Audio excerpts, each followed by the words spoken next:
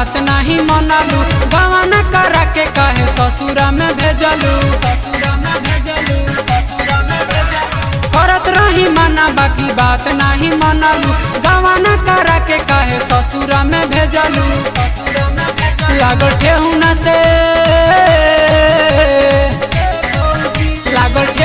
से चोट फेकाइल बलम दुबराइल रे भौजी। माजा गवाना के तनी ना भेटाइल बपियावा सुखाइल रे भौजी। करत रही मना बाकी बात नहीं मनलू, गवाना करा के कहे ससुरा में भेजलू। लागल ठेहुना से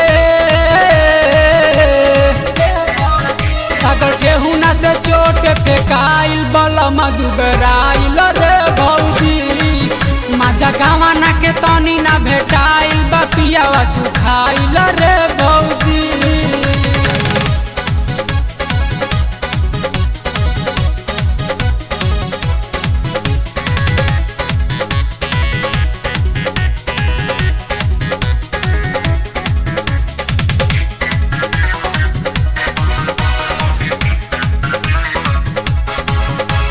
सोचले समझले न चढ़ गईले फान के, फंसी गईले हमारा जवानिया के जाम में।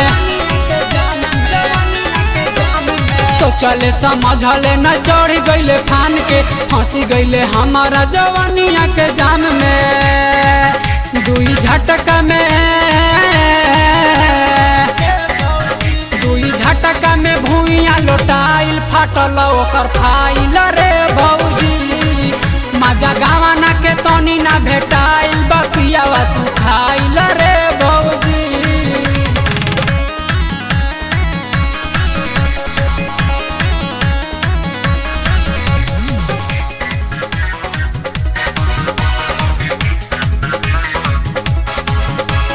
देखते खजाना नहीं कैलन बर्दास हो, दुई चार दिनावा में हो गईले हताश हो। देखते खजाना नहीं कैलन बर्दास हो, दुई चार दिनावा में हो गईले हताश हो। नहीं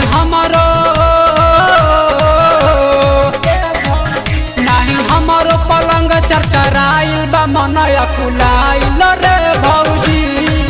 माजा गवाना के तनी ना भेटाइल बपियावा सुखाइल रे भौजी।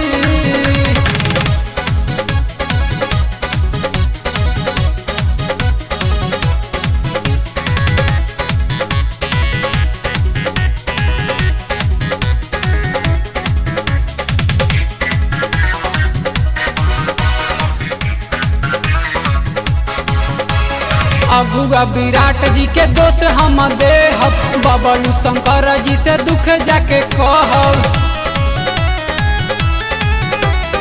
अगुआ मनीष जी के दोष सब देहब, बबलू शंकर जी से दुख जाके कहब। नहीं पिया